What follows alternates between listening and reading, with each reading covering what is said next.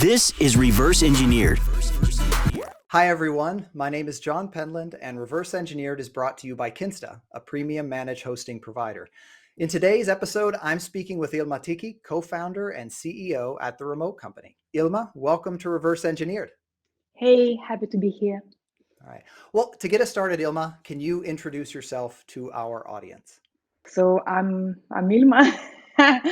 I'm Ilma. I'm co-founder and CEO at The Remote Company. And The Remote Company is a company that unites 6 different SaaS businesses. It means apps for businesses, from email marketing to no-code solutions. So it's quite diverse. Yeah.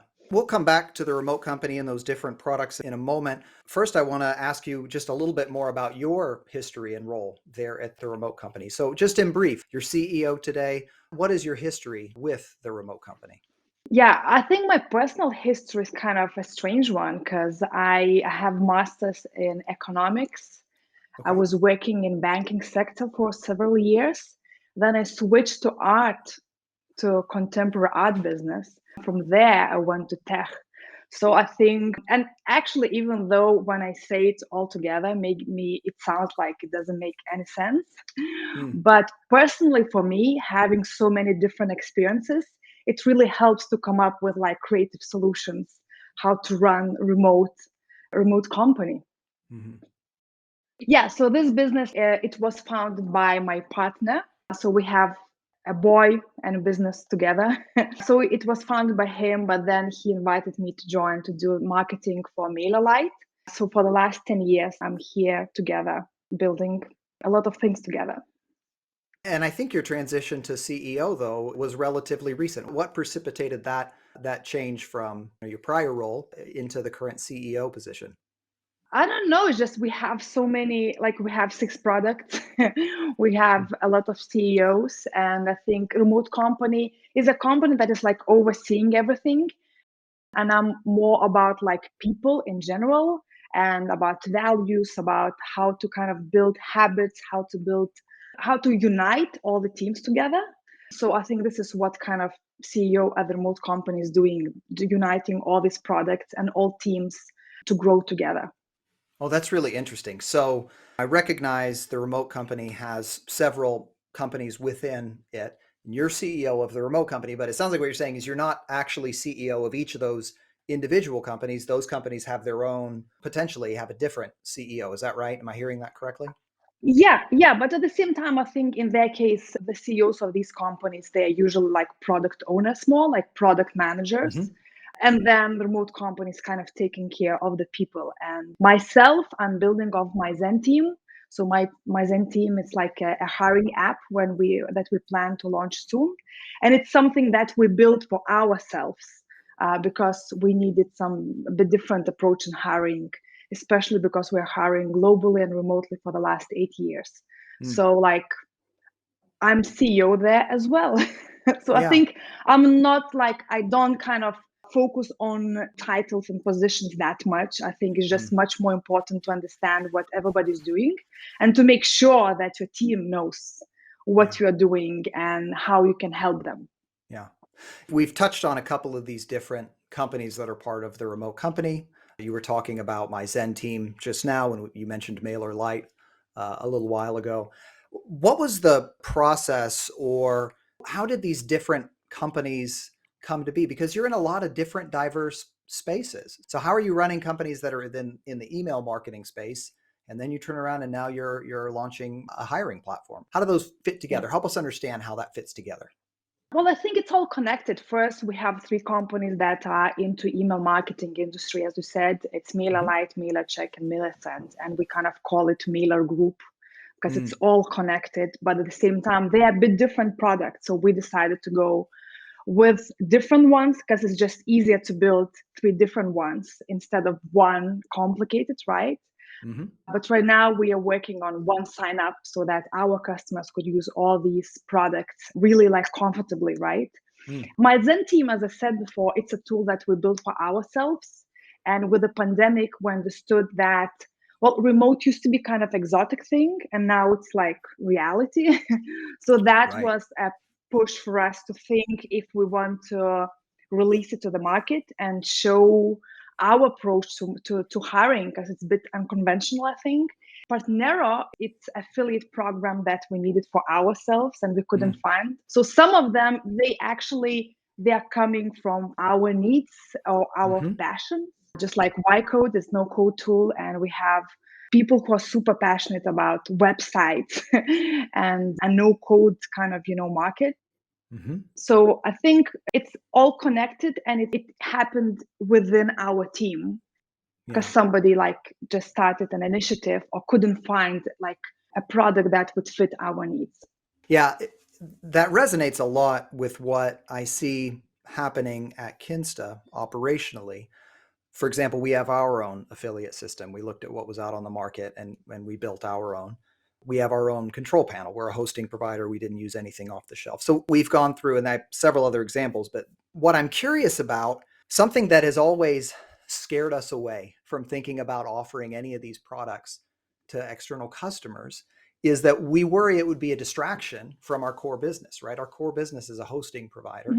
And if we decided to go out and offer one of these homegrown systems as a product, we worry it would distract us. So how have you managed to continue to build your existing businesses and not be distracted by these other products that you're launching that are fairly quite different from those original email marketing related products? Yeah, I think at some point with all these products, we reached, because we've been using them for years for our needs, right? And then we reach some point where you have to make a decision. Because sometimes, like, okay, our hiring tool was built actually in hackathon. And it was okay for a year. It was okay-ish for 2 years. But then we had to make a decision if we are looking for some alternatives in the market, because like it's not enough, right? We outgrew our like product. And because it was like kind of the thing that was built in the hackathon, so obviously we had no team that is like taking care of that product, right? So our idea was to build something for the market so that we would improve our product for ourselves. Okay. So I think That's interesting. this is how we came up with these decisions. Yeah, because sometimes you're building something for yourself to kind of fix things, and it works for some time, but then you're like, oh my god, like it's just so much headache going on. You kind of go to the market to find a better solution, and you're coming back. No, maybe I'll just improve this, and maybe we can even launch it. At the same time, in our case, we are always working with small and medium businesses. The target market for MailerLite is like small and medium businesses around the world. We have more than 1 million users. So we are thinking that is kind of the same target for most of these products anyway. Yeah, that's really interesting. I think, that the hackathon launch, the MVP approach to initial launch is super common and makes a lot of sense.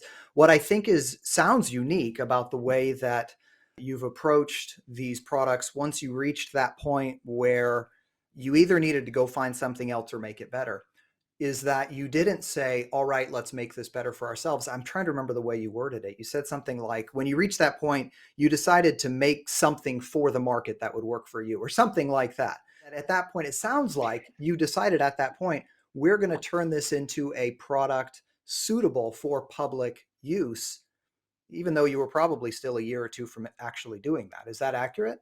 At first, I think we are building it for ourselves, and we are our target market, first of all. And all these products that were built just because we just couldn't find any other alternative, and we did search for it. So we had already like market research done, and we even paid for some products, but there were some things that were just not there for us. So first of all, we are our target customer, and we are building for ourselves the way we see it. And then I think it's really connected with we're like really aware of our advantages and disadvantages, and what kind of where we are good at and what our passion is. And as a team, we are passionate about product, so we just went with it. So we'll see what happens, in several years. Right. I want to shift gears a little bit and talk about company values for a few minutes. The remote company has published values. You've written on your blog about the process of creating those values and how to think about them. And I just have a few different questions in the area of values. So for starters, I noticed that the remote company has a lot of values. So you've published, if I counted right, 10 different values. Has it ever been a worry that 10's too many, right? Like, is 10 too many values for team members to remember and to internalize? Do you ever worry about that? I did. And actually, Okay. last week, we edited our values. Now we have 5 of them. Oh, okay. Wow. So your question is really right, because I think you are right about it. I think the less the better. But at the same time, it's not about even remembering the values. It's much more important to kind of to have certain behavior that is already there and things that already people are doing. I think Mm. values is not the thing that you want to become, or it's something that you're already doing but you want to do more of it. It's kind of building focus, what, like, it's kind of values is like almost like priorities, what Mhm. is like really important in your company. Yeah, and values through time, actually, they did change a bit. It Yeah. wasn't like anything drastic, and even right now we have 5 values just because I kind of joined some of them, Yeah. and there's Mhm. only one new value, like from this year. Mhm. We used to have a value that is, we're ready to grow, Mhm. and now we transformed it, we learn and transform. Because we're ready to grow, I understood that the wording is kind of strange. Instead of we grow, Yeah. we were Right. kind of just planning to grow. Waiting for it to come. Yeah, kind of, and it was true Mhm. for some time, because Mhm. for like last year, we're really in the stage when we're building a lot of stuff, products, right? So it Mhm. was really what we did. We were ready to grow, and now I thought that it's the time to grow. And just to be even more specific, I talked with the whole team about learning organization concept, Mhm. and this is why we included value that we learn and transform. Yeah. I'm curious, as a company, if you have other types of statements that you've published. And this question just occurred to me as you were talking. So I would have checked your site before our conversation, but it just occurred to me. If you have, a mission statement or anything like that, and how you think about these different types of statements, what's the purpose of these different, like, what's the purpose of your values versus the purpose of a mission statement? Do you guys have other statements? And then what's the difference between those different types of statements? Well, vision is like real abstract, and I think it's really important to be in the vision, kind of to have that wide spectrum who you are, Hmm. not just to say that we are building apps. I think it's much more important to Sure. to look at that bigger scale, right? Hmm. So I think I just changed it recently. Right now we are talking about that we are a learning organization that are growing professionally our team and growing businesses and Hmm. helping to grow businesses or something. Yeah, sure. And vision, I think it's more about things that we are doing. It's like more precise what we're doing and how we are Mm. doing it, right? And Mhm. it's the same with the values. We not just only have the values right now. Within the values, I have written behavior that Mhm. Yeah. we do and that we don't do. So, like, to make it, as easy as possible to understand. And I think having these values being published, it's helpful in hiring, because people who are coming and they're choosing if they want to apply for us, for them it's much more easier to make a choice just to see who we are and how we behave, Yeah. and to understand if we're like really fit for them. Yeah. You mentioned hiring there in relation to values, and I was curious, what are some of the things you do as a company to try and put these values in front of team members? You've mentioned hiring now, that they come up during the hiring process. What are some other things that you do as a company to try and put these values where your team members will think about them? I think even in events, for Okay. example, we have a value that you take responsibility. So I think it's really important for people to own things, right? To own the Mm. decision and to kind of to see the impact that they are making. And this is why, for example, like everyone can build a new Slack channel if they think that it's needed. So like it's totally up to you. Because I'm really big fan of IKEA effect, especially in culture, meaning that you're really proud of the things that you did by yourself instead when you just hire somebody to entertain you, right? Mm. It's the same with, for example, we have remote fair, and remote fair is kind of trade show, our inner trade show. And we Mhm. have booths where people present, the teams present what they have been working on for the last 6 months. So instead of making presentation by the team leader or manager, I want the team to kind of to be proud of the job that they did. And that Yeah. concept that is a booth, it means that everybody can come up and ask a question. And most probably my Yeah. question will be very different than yours. And it Hmm. really helps us to grow and collaborate and see like a bigger spectrum what could happen and like hear different questions instead of just clap to your Right. manager. So we're trying to kind of put that into action instead Mhm. of just say, I think this it's really important to have some kind of rituals and behaviors that you already have, like you build inside the team that they do. Yeah, that's really interesting. So I have two thoughts following up on that. One of them is that it sounds like you don't so much try to present your written values to your team, but instead try to encourage the behaviors that reflect those values. Because you spoke earlier about how Exactly. values should describe behaviors as opposed to necessarily being aspirational statements or that sort of thing. So that's interesting. So you're not just saying, okay, once a month we're going to read our values. You're saying, let's instead encourage engagement in the behaviors that reflect those values. Yeah. Go ahead. And I Yeah. think it's important then you don't have to kind of remember them by heart Right. because Yeah. what's the point, right? I think you have to live them. And like the first value that we have is we focus on people. Hmm. So if you go to any of our websites or anywhere on social media, you would see only the photos of our team members. Hmm. So we are even giving like photographers for the people to have photo shoots around the world, just because we Interesting. believe that if we are coming with our faces, we just trust our products that much.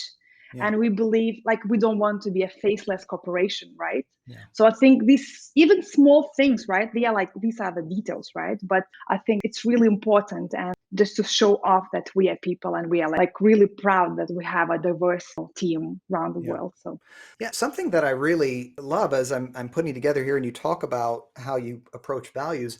As you mentioned, you list behaviors in your values. You don't just say our value is communication. You actually put in there some of the behaviors. So that then makes it much more practical, where it's not just a yeah, statement that we've written down. Now I can say, all right, so these are the behaviors I want to encourage because they reinforce this value. So yeah, I don't so much have to worry about the written value anymore, but I do need to worry about these behaviors. These are important to us. I yeah. love that. That's an interesting, that seems like a really effective way to make sure that your values are reflected in the way that your company operates. So I really love that. The second question I had about values relative to your prior answer, you mentioned a remote fair, and I have to know practically, how does that work? You talked about like every 6 months, I think, where the entire team presents. Like, is there like a tool that you use to do that? Like practically, how does that work? Because I really love that idea. Well, it used to be super fun and super easy when we could meet all together Sure. like in Yeah. one location. Mm. Then it would be like really like trade show. Now we're using Zoom and breakout rooms. So, Okay. every hour we have, I don't know, 3 or 5 teams that are presenting. And you can, jump in and see what they've been like working on and ask questions. So it's kind of, online version, but we're still doing it. Yeah, no, that's awesome. I hadn't thought about the in-person. We've been fully virtual for so long now. I was thinking virtual, doing it in person would be really awesome. But that's, yeah, Zoom and breakout rooms. That's a good practical tip for, I think, folks listening to this episode who have a little bit of a larger team. That's a great way, I think, to allow your team members to talk to those different teams. That's a great idea. Yeah, yeah. I think that like right now there are quite a lot of tools that you can use for it to Mm. connect, not like if you're like more than 10, most probably it's already complicated to connect all together in Zoom. So it's Mhm. better to break them out. So I think another thing, another tool that we really like is Gather Town. Mhm. So this is like the most kind of, human interaction you can get because you're just walking in that virtual room and you just hear the people that are close by to you. So Yeah. that's another way kind of to, let's say, fake a meeting. Yeah, yeah. Oh, it's a great one. We've looked at GatherTown as well. That's a really interesting tool as well. Some of our teams have used it. We haven't as a company used it yet. I'm really looking forward to trying that out. That a remote fair might be the way we do that. There is one specific value I wanted to ask about, which is we communicate with purpose.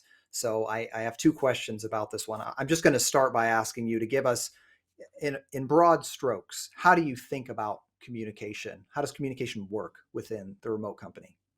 Well, it's kind of a foundation, right? It's Mhm. just to make sure that we are all on the same page. So I think, especially if you're not only remote, but you're like diverse in different time zones, then it means that quite often you have asynchronous communication. And then it means that you don't want to make assumptions and you don't want to guess. So as you have to be as clear as possible what you do and how you do. So we start with like some simple things. For example, we are really clear how we communicate on Slack. Mhm. And when we divide Slack channels, we have a lot of like Slack channels, I don't know, hundreds. But at the same time, it means that we have a lot of, if you are in the channel, it means you want to know. And then it's okay to over communicate, right? So if we see that one channel with several topics already, we're going to divide it to different ones, right? It's the same with, I don't know, with the breaks. We want people to kind of to write that like in deep work until 2, right? So that people would know what to expect. Even the way we write messages is a bit different because our team is located, I think, in 14 different time zones.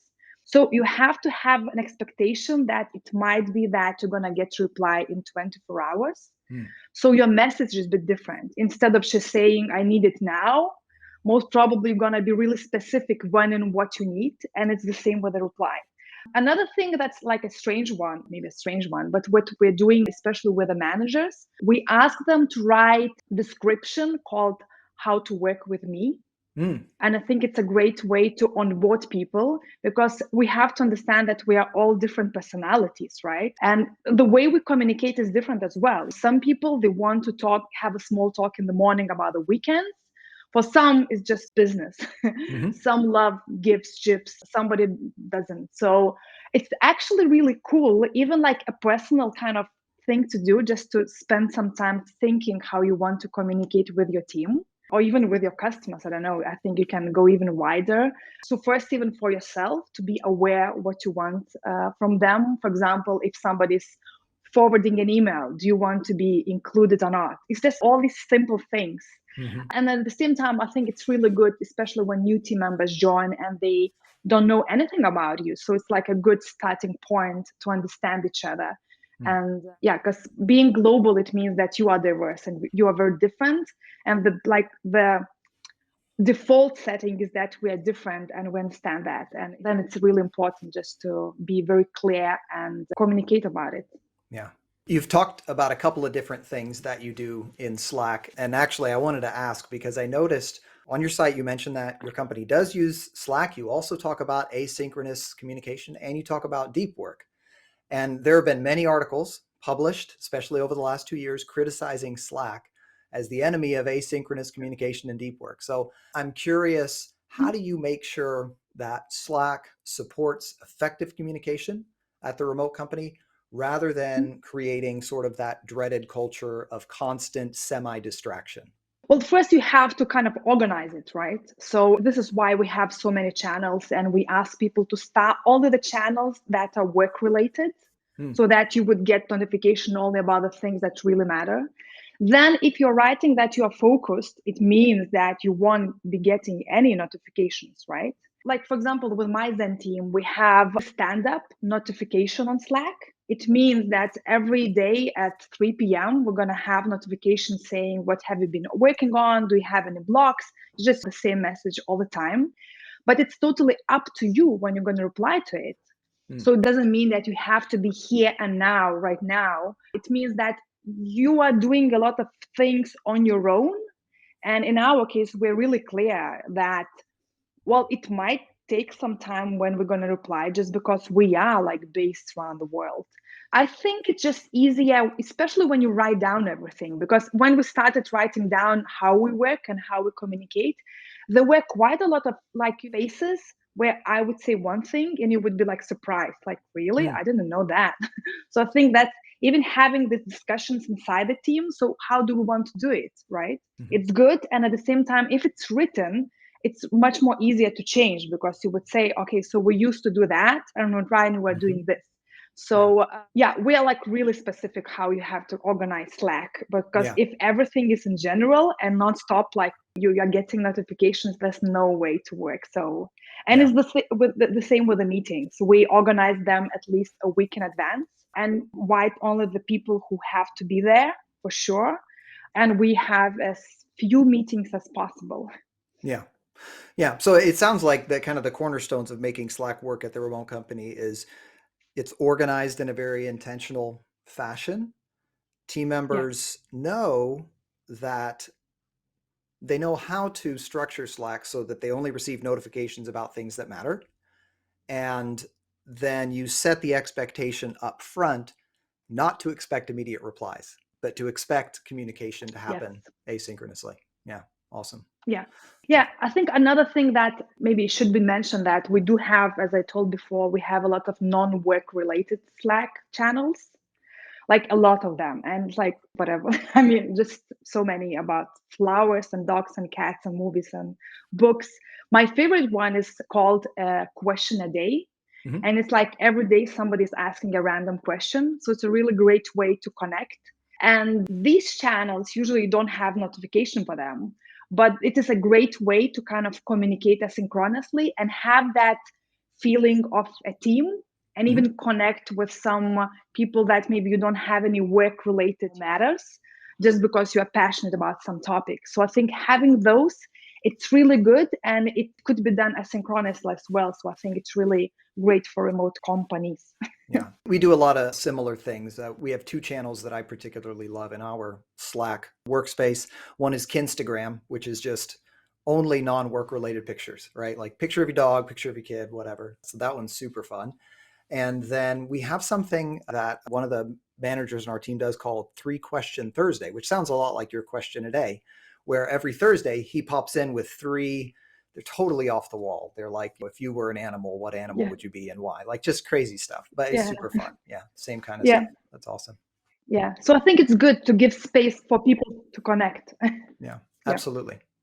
All right. So it's not a company value, but there was a statement on your site that I think is closely aligned to some of your company values. And the statement was, everything we do at the remote company is designed to help each team member live their best life, both professionally and personally. And so I just wanted to ask kind of an open-ended question here. What are some of the things that the remote company does to try and help their team members live their best life?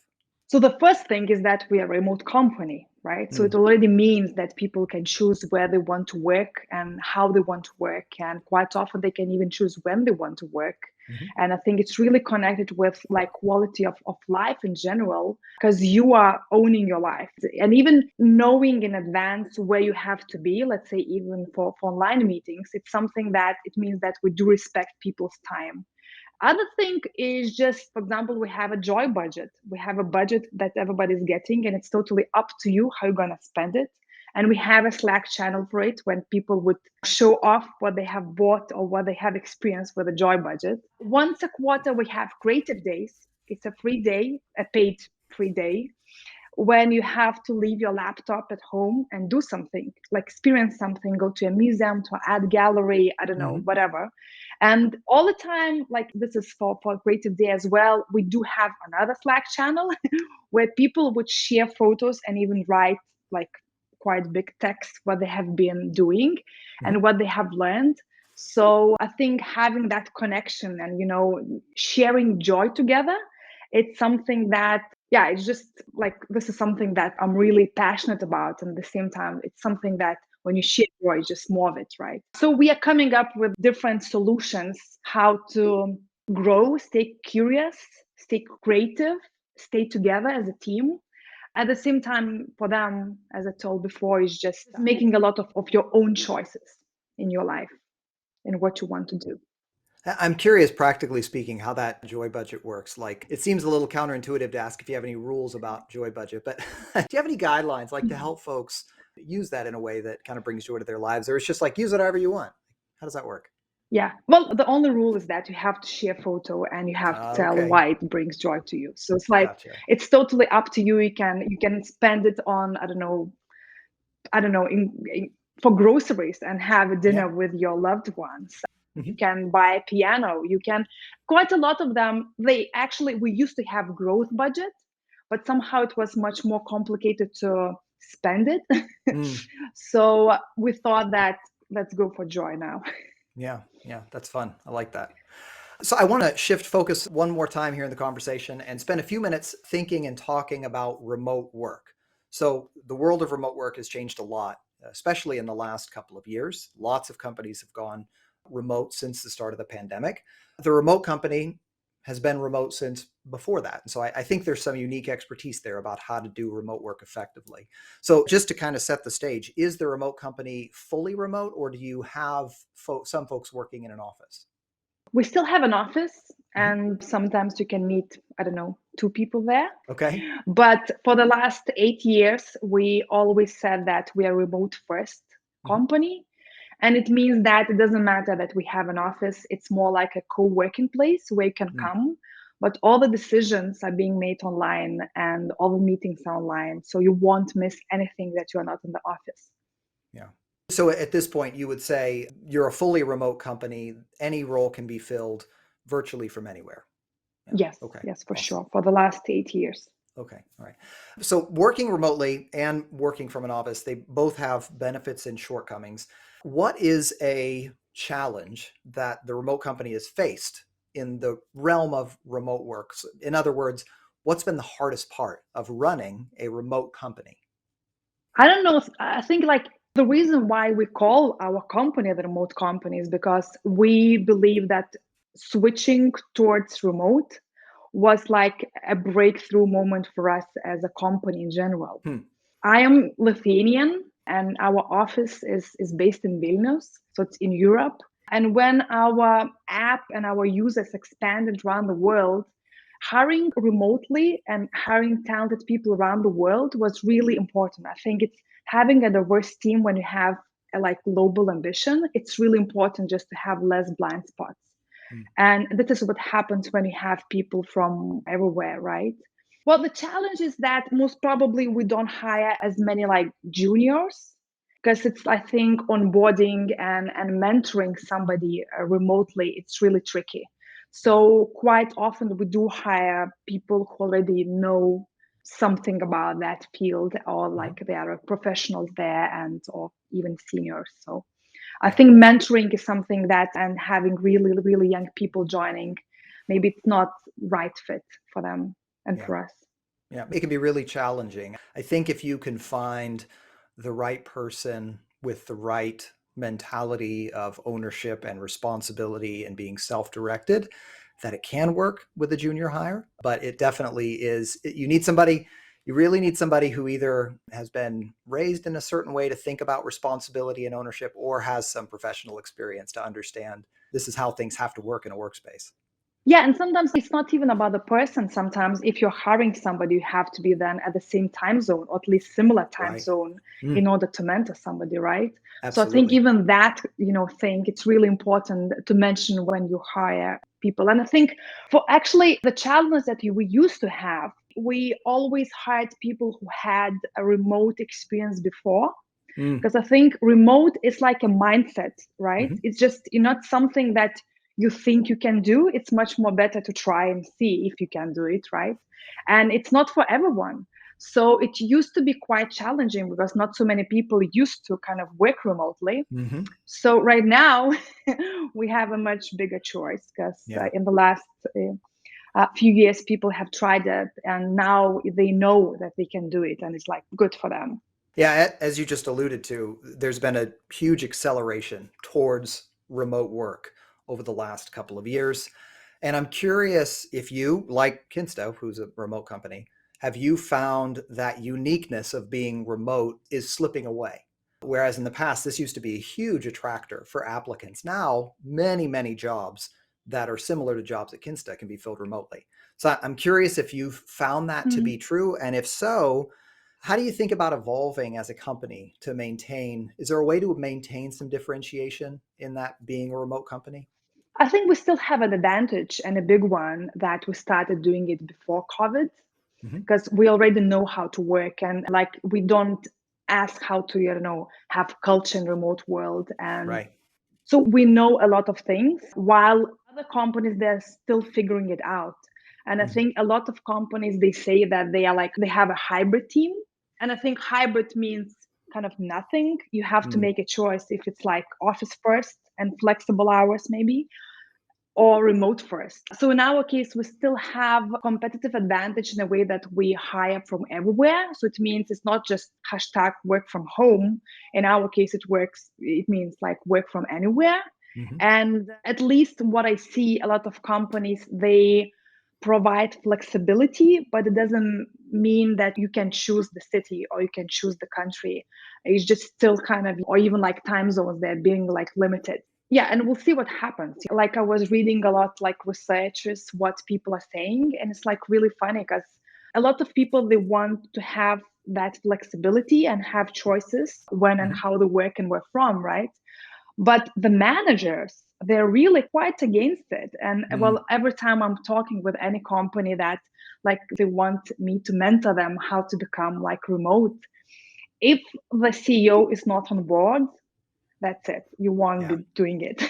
Yeah. I think it's really important to check where your boss is. And if he or she wants to stay in the office, most probably will have to come.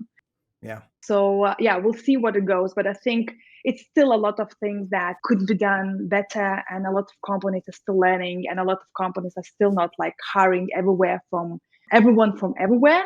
Mhm. And that's a huge opportunity, actually. And I think that's a huge opportunity for both companies and for people as well, Mm. because I think it's amazing that you can do any kind of global career from anywhere. That's Yeah. something that wasn't possible even, I don't know, a year ago. Yeah, absolutely. Yeah. Another thing that seems to be a part of the remote work formula there at the remote company is the concept of the workation. So, can you speak a little bit to what a workation is and why it matters at the remote company? So workation is like we are people and we're social kind of we human beings when we need connection and we need to see each other. Mhm. So twice a year we would have our company retreats, our company meetings that we would call workations. Usually it would be the summertime we would meet in Lithuania, and then in winter we'd go somewhere exotic like Bali or Panama or I don't know Mhm. Azores or Morocco. But we had to stop it in Right. 2020 in March. We had the meeting in Miami, and the hotel is still waiting for us.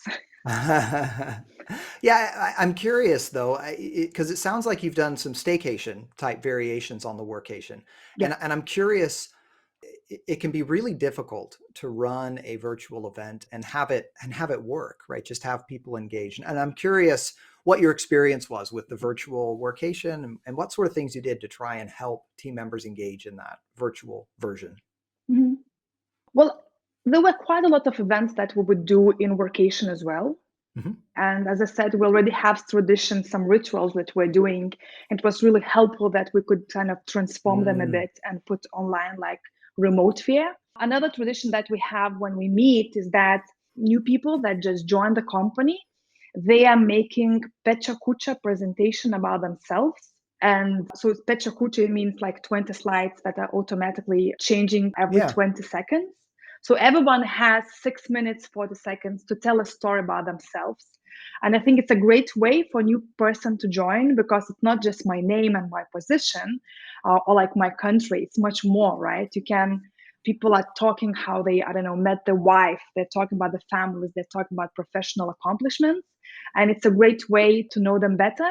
So we used to do that during vacations, but actually online it works even better because we are not just watching them. We can have a chat and we Hmm. can chat about the things that they're talking about.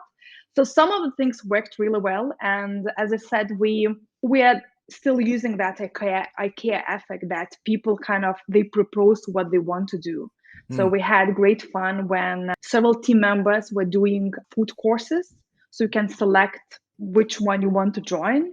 And then everybody were cooking together. And it hmm. wasn't a chef, it was one of our team members. So Yeah. it was great fun actually to be from 4 different continents eating the same foods with our Hmm. families. And I think my idea is just to every time I'm thinking how to kind of connect people on deeper level. And it can happen. It's just, especially if people see why it's needed, and when you like really communicate clear about it, why it's important for us to be all together. Yeah. Yeah, I really love that idea of the 20 slides, 20 seconds per slide presentation, because for many folks, the idea of talking about themselves or presenting information about themselves to their team is going to be a very scary thing. But you provide this very specific Yeah. structure. It's 20 slides, right? Oh, okay. It's 20 slides. It's 6 minutes. I can survive 20 slides in 6 minutes. And I don't even really have to think about that much to say, because I'm going to have 20 pictures and each one's only 20 seconds. So I really love that idea. And I do think there's a lot of truth to this idea of like, if you can transfer these traditions you already had into a virtual setting, that you kind of transfer the energy as well, right? Like folks already know how to engage and how to think about these things. So those are some really, really great ideas for other companies trying to think about virtual events. I know that's something that we've thought a lot about. Going back to the idea of an in-person event though, the remote company is not a really small company. How have you managed to try and keep Workations affordable as a company, as you have more and more folks attending these get-togethers? Well, the last time we met, I think it was less than 50 of us. Right now, we are 150. Mm-hmm. So we tripled, like we grew 3 times during Yeah. pandemic years. So last year, we understood that would be really complicated for everyone to meet just because of all the restrictions. So we did work together. So now we have a new name, a new event. And it Mm-hmm. means that you are meeting only with your team that you're working with, because Mm-hmm. some of the teams they have never met before, and it was totally up to them where they're going to meet, for example. So they had budget that they have to kind of fit in, and we given them guidelines because we knew what is working, what is not, with a lot of recommendations how to kind of plan that event all together. But then there was a lot of things that they did on their own. They had to decide, I don't know, what they're doing on creative day together. Mm-hmm. They could decide where they're meeting actually and where they could meet because of these restrictions as well. So I think it was a great thing to do because the team was kind of dreaming together what they want to do and where they want to go and what they want to experience. So like most of them, they said that it was like really good, not only good time, but was really like really effective, because when you're spending these 4 days together, a lot of ideas that are coming throughout the dinner just because Mm-hmm. you are surrounded by your team members, right? And I think we're going to continue doing that as well, because I see a lot of value in these meetings within the teams. Yeah.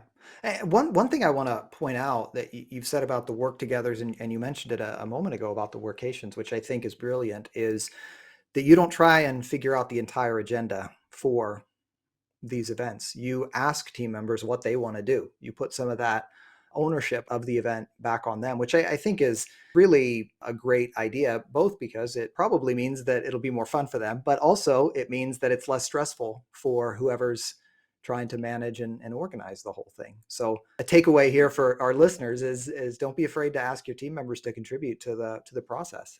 Yeah, and I think one more time we're coming back to values here. Take responsibility. So I mean, it's just if you want to have fun, you have to kind of do something about it, right? Yeah. And I think owning it and kind of taking care of it, you just have a different feeling instead of just outsourcing it to, tourism agency. So Yeah. All right. So we've talked about the remote company, how it came together, how the different pieces work together. We've talked about values and communication. We've talked about some of the unique challenges and benefits of remote work. Is there anything that I haven't asked you about, but that you think is really an essential part of what makes the remote company successful that you want to mention here as we start to wrap up our conversation? I don't know. I just want to invite more businesses to have these diverse teams, Mm, because I think that's a great opportunity for everyone to grow personally mm, and as a company, to have that wider view to the world, like global view to the world. It's really mhm. helpful for anyone. So yeah, I just want to invite more teams to join Remote Revolution. Awesome. All right. So as we do come to a close in our conversation, I have two wrap-up questions for you. So first, I'm going to ask you to recommend a go-to resource for our listeners. So what's one resource? Could be a blog, a book, a newsletter, an event, really anything that you would recommend to our listeners. I think maybe Simon Sinek start with why is just go to YouTube and watch it. And I think it's important to know the why when you start the business. And people feel if you have that why inside, not just a product. Awesome. And then my last wrap-up question, where can our listeners go to learn more about you and more about the remote company? So you can just go on the website, theremotecompany.com or without the. You can find me on LinkedIn and Twitter. Everywhere it's like Ilma. And yeah, so just Awesome. say hello. All right, perfect. Well, thank you so much for joining me today, Ilma, and thank you to our listeners. That's all for today's podcast. You can access the episode show notes at kinsta.com/podcast. That's kinsta.com/podcast. If you enjoyed this episode, don't forget to subscribe to Reverse Engineered and leave us a review on Apple Podcasts or the platform you're listening on right now. See you next time. Thanks for joining us on this episode of Reverse Engineered, the podcast on all things business and tech. Reverse Engineered is brought to you by Kinsta. Kinsta's premium WordPress hosting can speed up your website by up to 200%. And you'll get 24/7 support from our expert WordPress engineers. Let us show you the Kinsta difference at kinsta.com.